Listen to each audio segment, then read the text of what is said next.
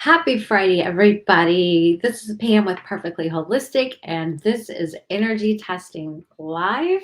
So, I will give you guys a couple of minutes to hop on, and I'm going to pull up some notes. We have several kitties that we are going to test tonight. And so, if those people are here, hey, Marissa, hop on. Let me know if you guys are here and watching so I can at least say hi to you. That would be great. And yeah, I hope you guys have had a great week. Let me pull some of these kids up real quick. Okay, awesome. So, how's everything going? And I've got Erica in the studio waiting. So, I'm excited to visit with you. Um, so, just a couple things here before I get started. I wanted to just let you guys, just to kind of give you an overview of muscle testing. Muscle testing does not diagnose, treat, or cure. Okay, muscle testing taps into the body's own energy via the nervous system, or in tonight's case, since I'm not using an actual physical person, I'm basically testing the energy, the aura around the picture of a cat. So I'm still able to pick up their energy and tap into that and ask the body questions to assess imbalances or stressors in the body, as well as address those, and just finding out, which products are going to make the body stronger or weaker. And so we do that by asking questions with a pendulum, which I have here. So I use this a lot because it's very, very easy. And it's my favorite little tool for energy testing. So hey there, Vicky. Hey, June. How are you guys? I hope you are snuggling up with your babies. I don't know how your weather is where you guys are today, but oh my gosh, the last couple of days it's been really, really cold here, and some snow and some sleet, which folks down here in Texas, we just don't quite know what to do with all that. So anyway, it's been kind of fun and interesting. So anyway, let me pull up. First of all, does anybody have any questions? So if you have any questions, just drop them in the chat real quick.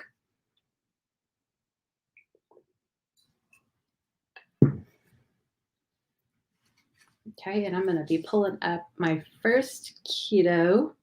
All right. So, all right, first kitty I'm going to start with here. His name is Dobby, and I'm going to read you a little bit about what what his mom June says. So he is about 10 years old and came to me 3 years ago as a foster, but he's here forever now. Lucky kitty. I have three other cats, all female. He is much larger than them, and he is a little intimidating to them. That makes sense. They mostly stay away from him, but he seems to enjoy seeking them out and chasing them. Yeah, that makes sense too. He tries to hold them by the scruff. He also has a plush bed and that he holds with his teeth while he humps it. Bless his heart. He's been neutered years ago, but I'm wondering if he still has some testosterone flowing through his body. I wish there was some way I could get him to be less threatening to the girls. In my experience, June, I have had cats who are a little bit more dominant. It's just a way of showing dominance. Males tend to do that a little bit more than females, but if there is a clouder of females, there's usually one that's a little bit more a top cat. I have a little girl top cat in my house, and she is literally about 6 pounds, and the brother is about 11. She definitely rules the roost and is famous for putting him in his place, even though he's the most docile thing ever. So, I would say the behavior, since he is the only male, he's just trying to establish his manliness and his authority as a top kitty, especially since he is larger than them. So, and then, when they, it's so funny. I'm envisioning him holding his plush bed. It's from what I recall, it's more of a self-soothing behavior when they go through that, and it makes them happy. I don't think he's unneutered or any issues in that regard. But let's just see. I'm going to just or energy test to see if there's any emotional imprints that you could consider uh, working on getting clearing. I do energy work and energy healing work and releasing emotional imprints, releasing stressors in the body, whether they're, physical, emotional, spiritual issues, all that kind of stuff. So let's just see here. I am going to start with just asking his body. First of all, you know what I'm going to do? I'm going to test my polarity and just make sure that I am balanced. Yes, and I have permission to test. Yes. Okay. So let's see. Just little Dobby, so sweet. Are there emotional imprints? Yes, he does have some. Let's find out. Is it in his highest and best get declared dysresonance? No. What about emotions or let's see, organs or glands from emotions? Any organs or glands from emotions? No. So he just has some general emotional imprints. It's probably maybe a little bit of jealousy, um, establishing himself as top cat is very normal, like I said, especially in kitties who have been rehomed. I don't know if you know anything about his background. I know he was a foster, but he may have something in his past, that was um, a traumatic experience or an emotional time for him. Maybe he was abandoned. Maybe he lost his first owner. Um, I don't know how he ended up in your foster care, but I trying to give you some solutions here. From what I have learned and what I have used that really, really helps is for him, confidence building sessions, which involves basically exercising by himself. So you can take a wand toy or his favorite toy and put him in a separate room just by himself with you and him and play. Um, do like a 20-minute session at least once a day, if not twice a day, and wear him out. Let him have that outlet for hunting and stalking and catching his prey so that he gets that need filled and he doesn't feel the need to go take it out on your girls. So that would be like that would definitely be a big outlet for him if you can explore that. Um, we have batting practice every day. Good, good. Now, batting practice is really fun. I have one of those too. Have you tried doing like a wand toy and dragging it on the floor or something that he has to really hunt and stalk after and catch? Because that stalking behavior sounds like what he likes to do to your other girls. So, and they're inferior to him. They're smaller, so he has that size advantage. And so cats are wired as hunters, and we have to remember that that's their biology. So if we can honor that biology, then typically and recognize ways to tap into that, then it really helps them emotionally as well as physically. She says, yes, we all play with the wand toy every day. It's with all the cats, not just him. Try it by himself. Try giving him just the one-on-one confidence. They call them confidence building sessions. And I learned that from the amazing Dr. Marcy Koski, who is a feline behaviorist. And she has an amazing website.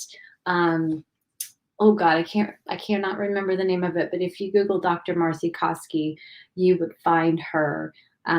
Feline behaviorist, feline behavior solutions. That's what it is.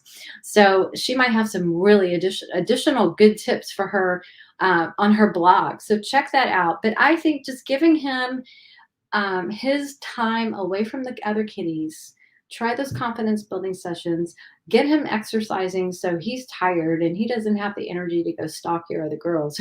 That would be a huge part of just helping kind of curtail that behavior. Feline Behavior Solutions, I think it's .com. Could be wrong, but if you put in Feline Behavior Solutions, you're going to find her. So yeah, she's awesome. So yay. And definitely keep me posted and let me know how he's doing, because he's so pretty. He's a beautiful white cat. And I'm just sitting here looking out the window and I'm seeing a cat with like no tail running down the sidewalk. I haven't seen that kitty yet before. Oh my goodness. There's cats everywhere. All right. So let's see here. Oh, you're most welcome. So I'm going to go into Erica. Oh, and look at that sweet baby. So I'm going to bring Erica on. She is in the studio. Hey there, Erica. How are you? Hi, nice to meet you, Pam. Hear you. Oh, I'm sorry. How about now? So let me see here. Okay. Your mic looks good on my end. Can you hear? Well, you can hear me. I'm Yes. not hearing you. Try. Is your volume up? Yes. Let's see here. Yeah, we want you to be in. Okay. Okay, so you can hear Erica. I can't hear Erica. Okay, that's weird. Could be. Hang on. Well, hello, Let me see everybody. if I can figure it might. Okay. But that's weird. Y'all, you know I have a Fisher Price operation here, so technology is not my thing. So I cannot figure out why I can't hear you. I am struggling to figure out what to look for or fix.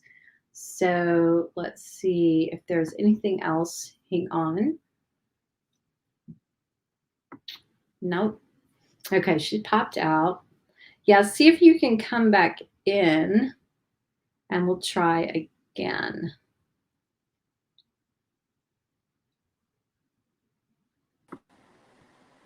Okay. Now say something.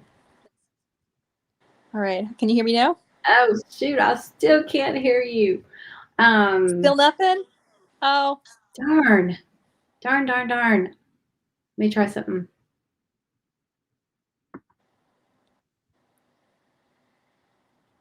Okay, I'm going to try something here. If I mute myself, let me see if I can hear you.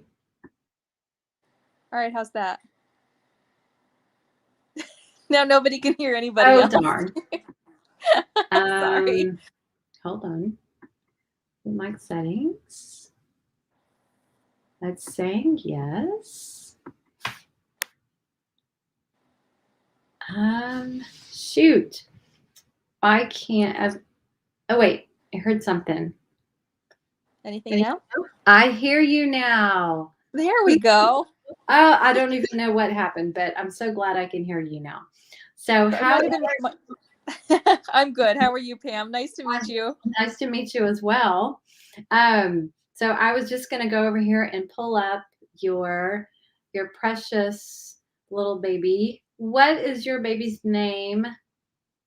Fiona. Fiona. And she's a beautiful orange tabby with some white on her face and feet. So just for fun, I know you've sent it to me, but just for fun, just kind of give our viewers and listeners a brief overview of what you are experiencing with Fiona. Okay. Fiona is about 2.5 years old. About 6 months ago, she was diagnosed with IBD, which is pretty scary. We weren't sure if it was lymphoma or inflammatory bowel disease, where I still haven't had her biopsied, but we're 90% sure it's inflammatory bowel disease.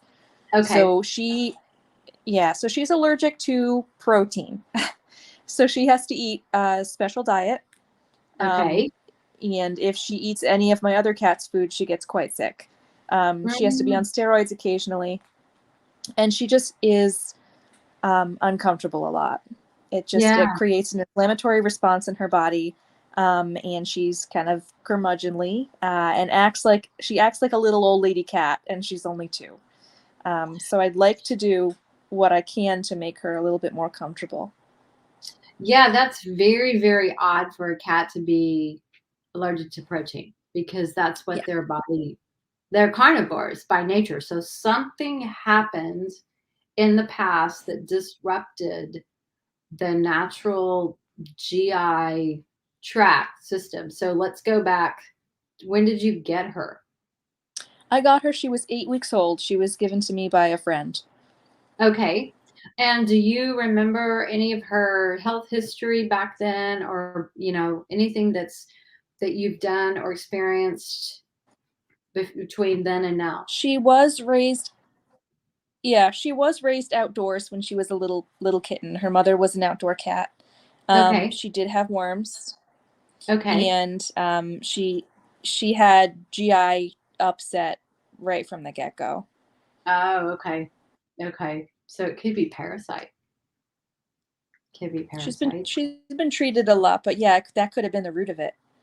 Yeah, it could be. And then, when they're that little and they're given those really strong drugs, it can totally disrupt their microbiome. It can kill off all the healthy gut flora. Was she vaccinated at all during that time or any time? Um, Do you recall? she was she was vaccinated when she was spayed, so about 5 months old, I think. Okay. She had rabies and distemper. Yep. Okay. I'm making some notes here. Um, okay. And so how long ago did you start to see, well, what happened like after she was spayed?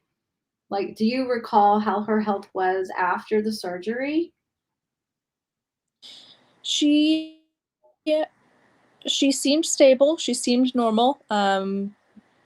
I really noticed it about maybe 8 months ago. She would look like she was trying to have a hairball and wouldn't vomit anything. And it got Okay. to the point that she more or less crashed a couple times. It was pretty scary. She couldn't eat, couldn't stop trying to throw up and not throwing up, couldn't pass Mhm. anything. Her whole system Okay. just stopped moving. Oh, wow.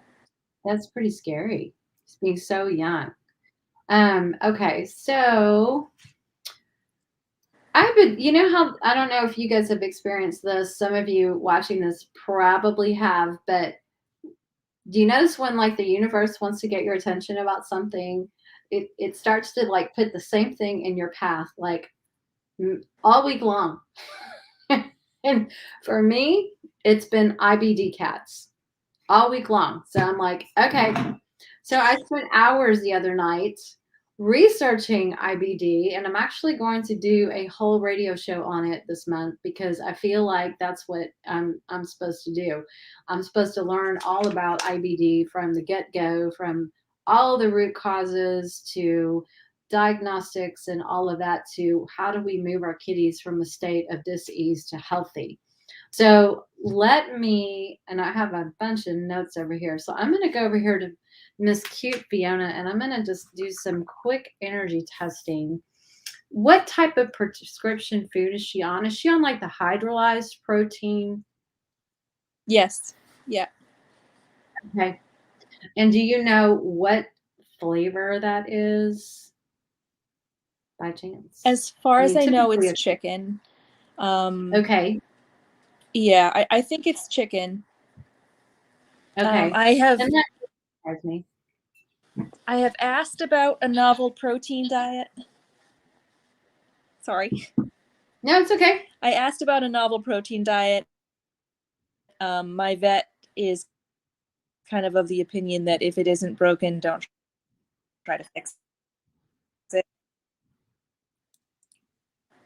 Okay, my opinion on that is she's already broken.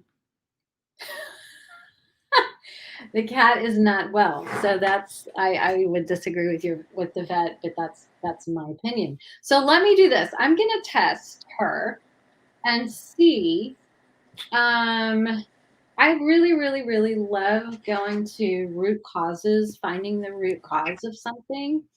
So I'm just kind of thinking through so many of the things that Fair I enough. took on, and let me just ask a couple questions because I'm really curious if she is truly allergic to all protein. I would be shocked if that's the case, but let's see. My first question for Fiona is, are there any proteins as stressors to you? Yes, I'm getting a yes. Is there one protein? Two, three, four, five, five, five proteins. So let's find out. Is chicken a stressor? Yes. Is tuna? Yes. Is salmon? Yes. Is pork? No. Is beef? Is beef a stressor? No. Is lamb? Is venison? No. Is turkey? Turkey? Yes. Is duck? Yes. Is rabbit? No. I think that's your five, right?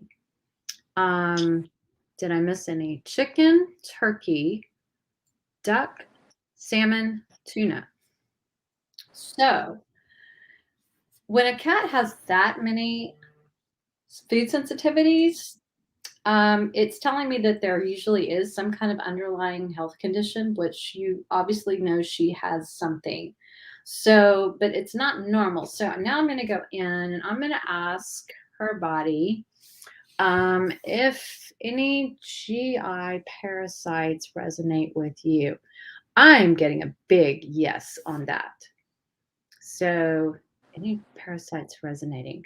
And that would make sense. It is a huge underlying cause, commonly unknown, of IBD. Um, and they can go undetected for a very long time. Um, and I'm wondering, I'm going to pull up something else here. I'm going to pull up a list that I use to do my checklist when I go through analysis because I'm curious. Got my curiosity going. So I'm going to look at parasites and I'm going to see what resonates as a parasite for her. Flea or tick? No. Heartworm? No. Mites? No. Amoebas? Amoeba. Okay. Protozoas? Yes. Hookworms? No. Roundworms? No.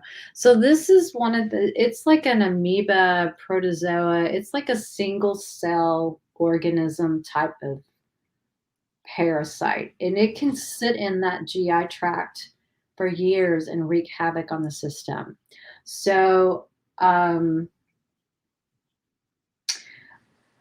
if it were my cat, I would do some, I would want to root down a little bit more and figure out exactly which organism, which parasite is like really at the root of the issue, and then figure out what medication, if something natural would fix that, or if it needs to be something else, something pharmaceutical, if it's one of those really, really hard things to kill. But the problem is she's already got such a weakened microbiome. I would hate to have to give her another medication of some kind. You know what I mean? Like a drug or something. Right. So, but I know there's answers out there. So I would almost want to go figure out which GI parasite is really hiding in there to cause the issues. Um, and let me just ask a couple other, because when they have GI issues like that or parasites, it can totally disrupt the whole GI bowel issue and absorbing of nutrients and passing, normal GI motility and function. And it just it wrecks the whole GI tract. So that doesn't surprise me that she's had so much trouble. Um, Biopsies are Sorry. pretty expensive. But have you done like any of the other tests, like the B vitamin, the folate cobalamin test, or the pancreas test? Like there's a functional GI test. Have they done that one?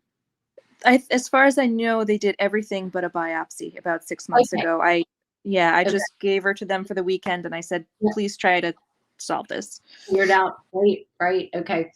In the meantime, she's eating hydrolyzed diet. I would change her protein. Chicken, turkey, salmon, tuna, and duck are not agreeing with her. Mm. It's showing as a sensitivity.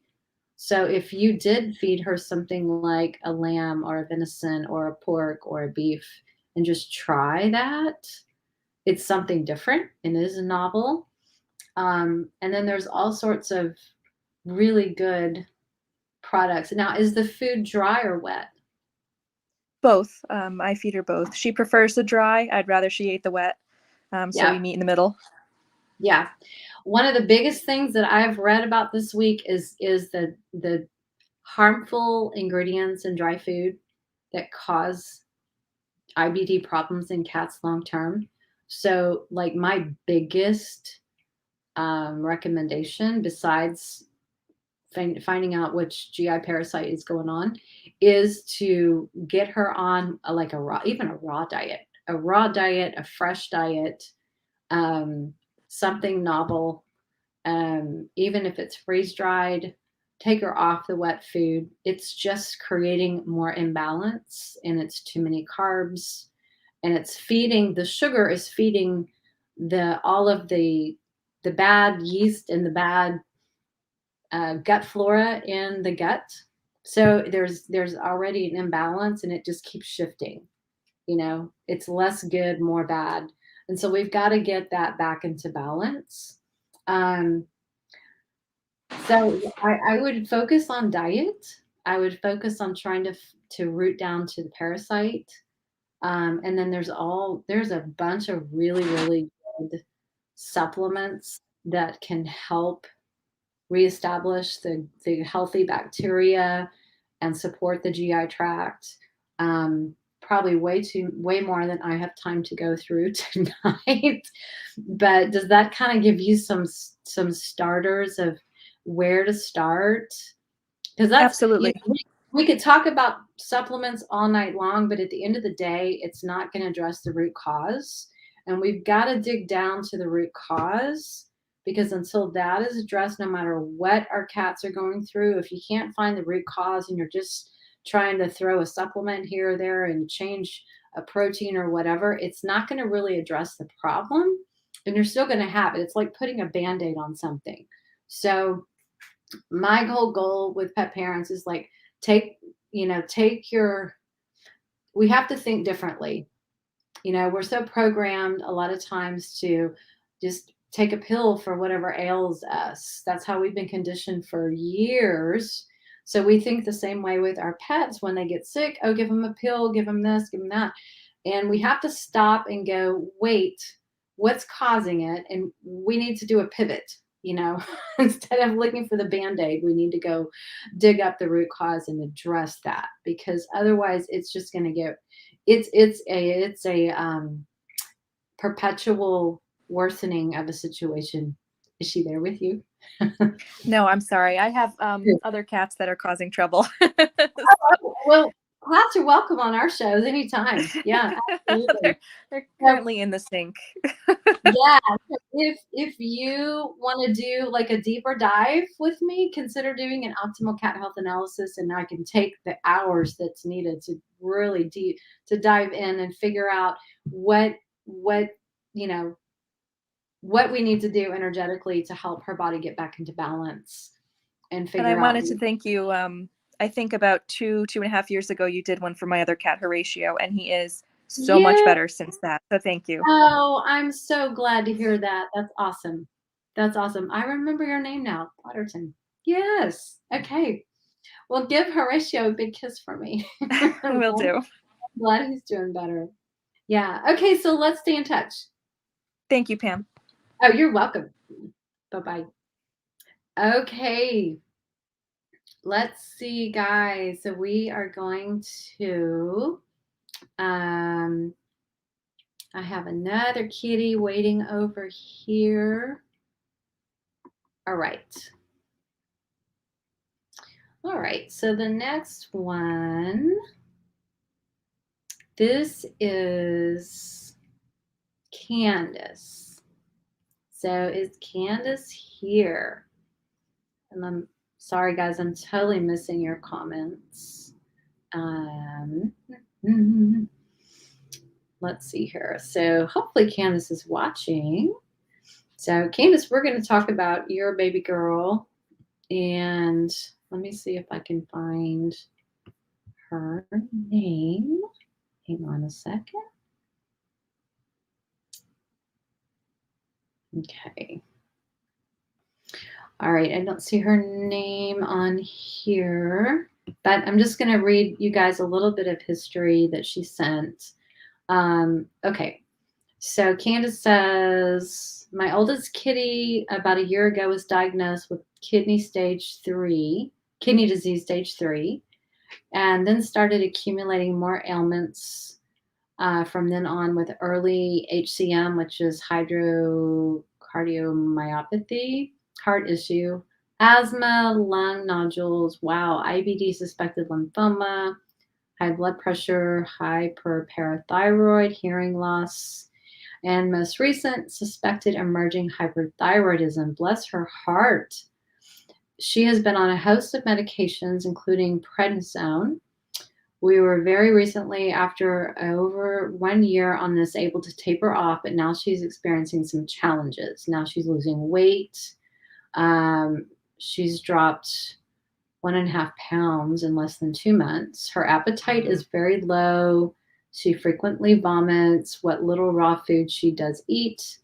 Let me see if I'm scrolling through here. She's trying weekly acupuncture treatments, Chinese herbs, and some other traditional medications. Let's see. At the time of her diagnosis, I was I suddenly lost my one of her dogs at 8 years of age. And let's see. All her kitties are raw fed. And my oldest, J.A., medium-haired boy. Let's see. Okay, so this is J. This is J. Is it J.A. or J? Let's see. If you're listening, pop that in the chat. And okay, so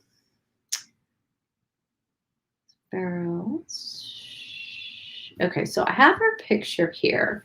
So the most current thing that's going on is she's losing weight, and she is vomiting a lot. So they're suspecting hyperthyroid. And that would make sense if that's this condition. But, vomiting and weight loss can be kidneys. It can be hyperthyroid. It can be IBD.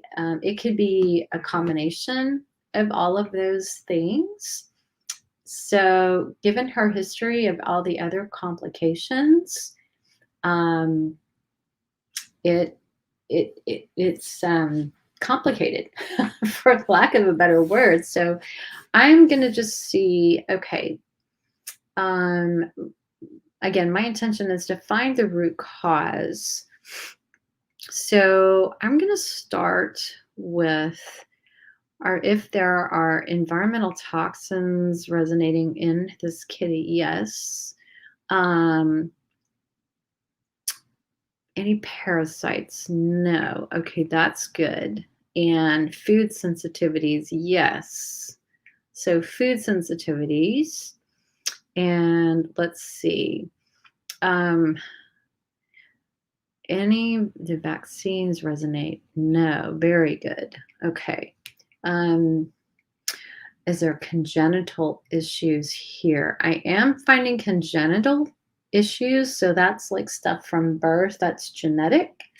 And that could be heart a lot of times. Let's see here. So does thyroid resonate? Yes. Is vomiting related to thyroid? I'm getting yes. Is vomiting related to kidneys? I'm getting a yes. Is vomiting related to GI bowel issues? Yes. I don't want to say a lymphoma or IBD. It's kind of a label versus symptom. So, and this is a complicated, but stage 3 kidney disease, you guys, is not like a death sentence, I have to say. The key, first of all, if she's vomiting, she's losing weight, you have to look at the GI tract. I would say first and foremost, given her history, and there are food issues, food sensitivities going on here. And food sensitivities left unchecked can develop into pancreas issues. They can develop into inflammatory conditions in the bowel, in the GI tract. So you want to make sure that if your cat starts vomiting and it otherwise appears very healthy, change the protein. Change the protein right away and see if it stops. And if it stops, it's going to tell you that it's probably a food issue. So let's ask a couple more questions. Any parasites? No. So foods. And I would also want to know if the thyroid is an issue. You didn't say if you were taking if she's on any supplements for the thyroid or supplements for kidney. And let's see here. There was something else I was going to ask. So foods. Let's go back to foods for a second. So how many proteins resonate as stressors? Is there one protein? No. Is there two proteins? No. Are there three? There's three. So does chicken resonate? Yes. She eats a raw diet. So is turkey? No. Is beef? No. Is rabbit? Rabbit, I'm getting a yes. I don't know if that's what you feed. Is duck resonate? Duck, I'm getting a yes. So chicken, is chicken a stressor? Yes. And rabbit a stressor. Chicken, rabbit, and duck are coming up. So Candace, I'm not sure if those proteins make sense. So I would first of all start with changing the food. Even though it's raw, go ahead and change to a different protein and see if that helps. I would definitely get the functional GI test done and just check to see if the B vitamins are being absorbed. So your folate, your cobalamin, if they are not being absorbed, then there is damage in the intestinal wall lining, the cells. And so it's making this block and it's not letting the nutrients across because of so much inflammation there. So that can be very that can definitely inhibit, weight gain and cause weight loss because they're not able to absorb the nutrients from their food. And if it's left unaddressed, it can lead to lymphoma. So you definitely want to check on that. So a cat like this let me test for B vitamins. Are B vitamins being, now let's ask it this way. Would adding B vitamins be beneficial? Yes. Would they be necessary at this time? Yes. So I would think like a B complex or B12. Let's see if you can add some B vitamins and see if we can get those absorbed. I'm looking at my list here. The digestive enzymes, very strong. If you're not using digestive enzymes, go ahead and add that. And slippery elm. There's a product that Mercola makes called hold on a second, I have a list. it is GI Support by Mercola. And that product has so many good things in it. It has a bunch of herbs that are recommended for cats with like IBD and digestive tract issues, GI issues. And it's also got slippery elm. It's got some, oh, shoot, I totally went blank.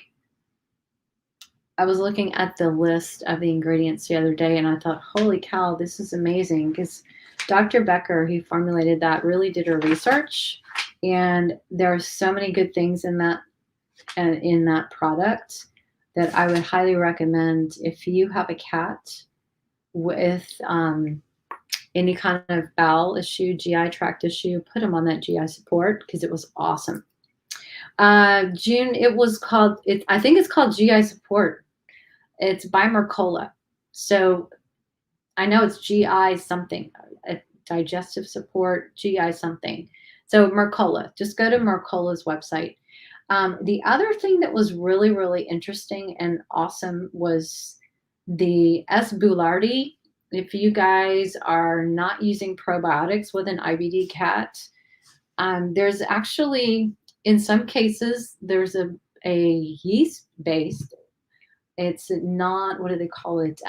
It's a good kind of yeast. It's a non-colonizing yeast that helps fight inflammation in the bowel, and it supports the healthy gut flora. So you don't need, according to the testing that I did on a recent cat, the cat didn't need both a regular probiotic and the S. boulardii, but it was just the S. boulardii. So use that for a little while, because cats who have an imbalanced microbiome have like way too much bad, unhealthy bacteria, gut flora, or they have they're imbalanced. They have too much of other good stuff, and it kind of throws off their whole intestinal balance. So if you keep giving the same probiotic over and over and over again, you're only meeting those limited number of strains, and you could actually put too much of that and it creates an imbalance there. And so we want to try to get everything back into balance. If you have never done a fecal, not a fecal, I'm getting there. If you've never had your cat's poop tested to determine their, it's an animal biome test, and that's a company, Animal Biome,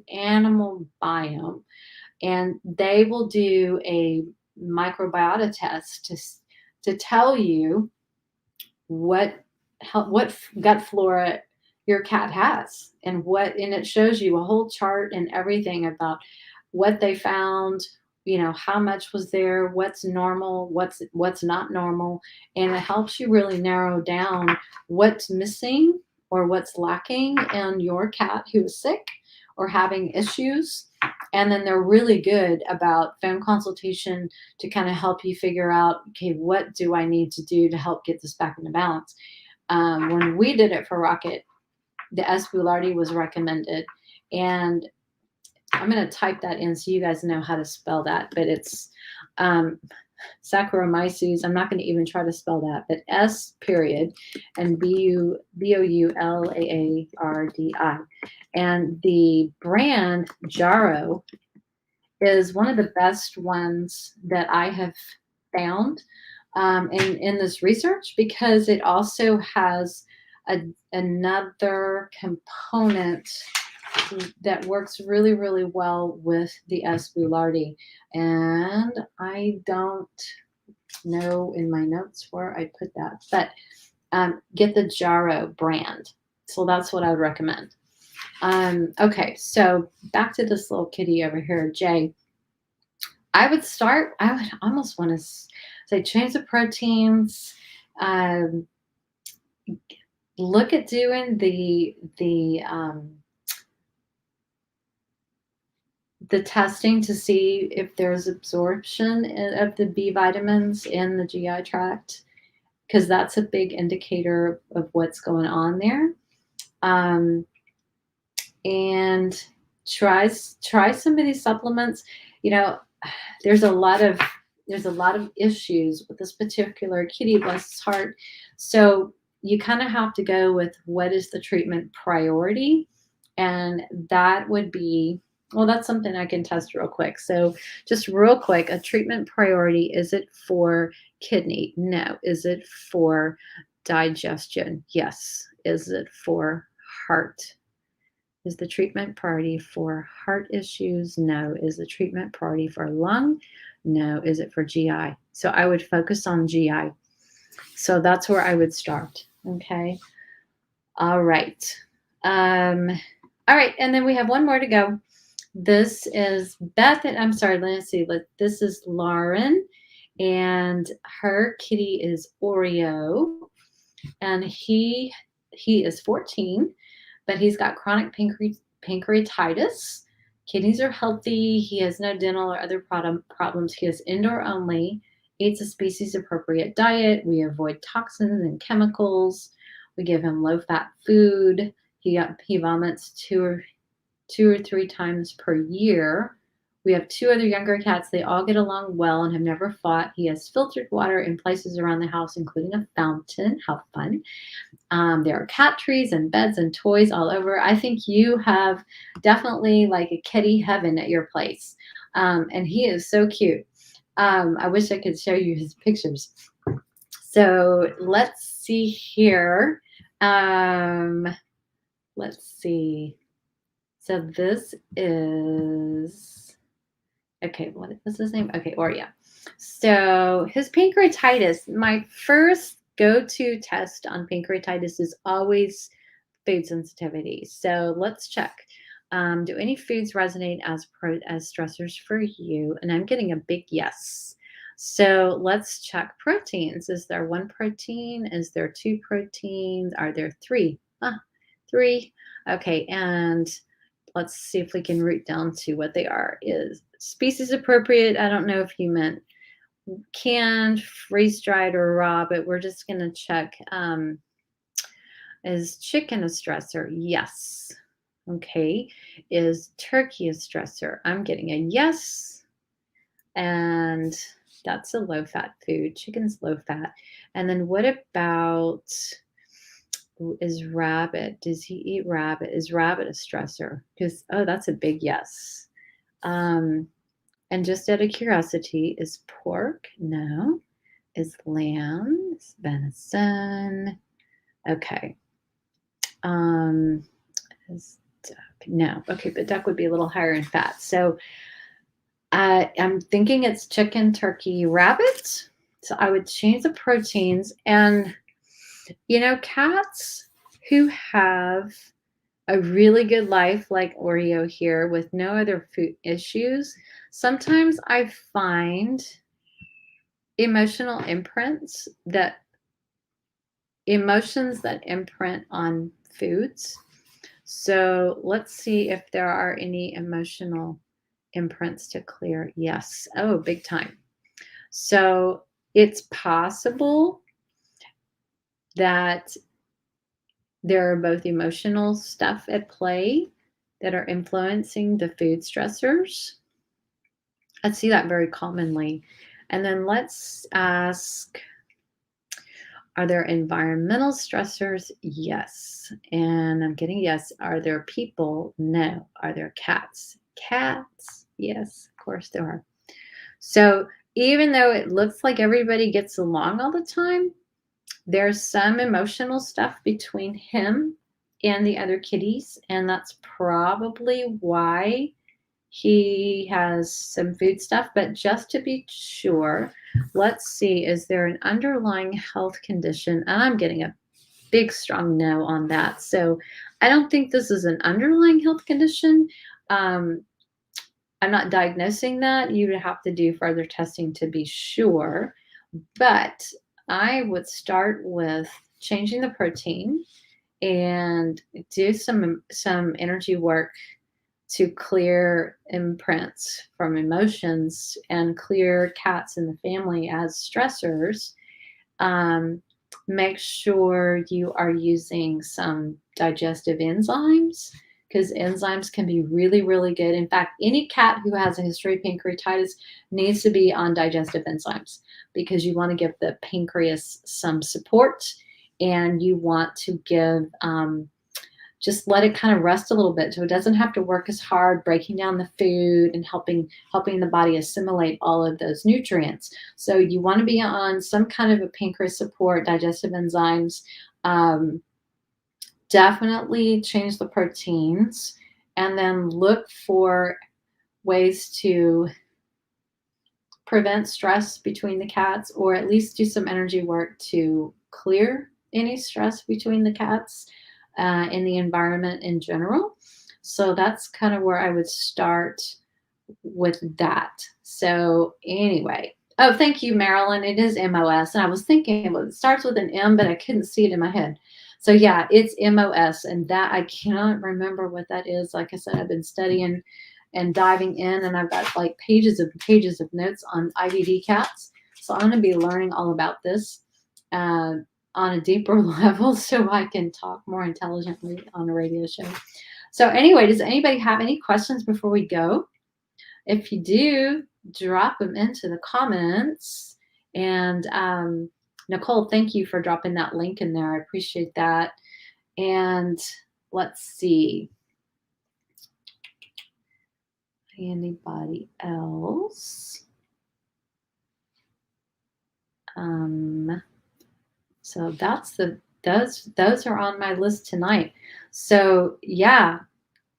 So if you guys have any other questions, or if you are interested in doing a cat health analysis where we do a deep dive energetically and really get down to the underlying causes and try to find those and then look for specific solutions and options that would benefit and test well and strengthen your cat, then that's what the cat health analysis is. And so it's pretty interesting, all the details that can resonate, and then you get a full report, deep dive on everything. And so it can be very helpful when you're trying to address underlying issues, and finding solutions, because there's a lot of stuff out there that you could go try to purchase and buy, but you don't know if it's going to agree with your cat or work for your cat. So that's why the energy testing or the muscle testing is so valuable, because it really narrows down and cuts that guesswork out. You can get instant answers. So anywho, so I think that will wrap us up for tonight. I'm going to drop the website in here if you guys need to or want to learn more about what we do at Purrrfectly Holistic. And then we also have a shop, supplements and homeopathy and herbals and all sorts of cool things for cats, furniture, neat stuff. And so there is an online store. And then I do consultations. So if you guys want a free consultation, you can book that through my calendar. And there is a link on the website under the Optimal Cat Health Analysis. So if you want to look at that, you're going to find those links to the calendar there, as well as to the whole service with all the great details.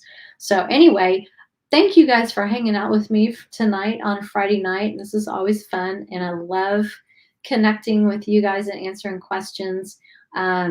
If you need anything else, merch. Thank you, Marissa. And we have merch. We have merchandise in our store. So fun. So anyway, thank you guys. Have a great rest of your weekend, and we will see you next month. All right. Bye, y'all.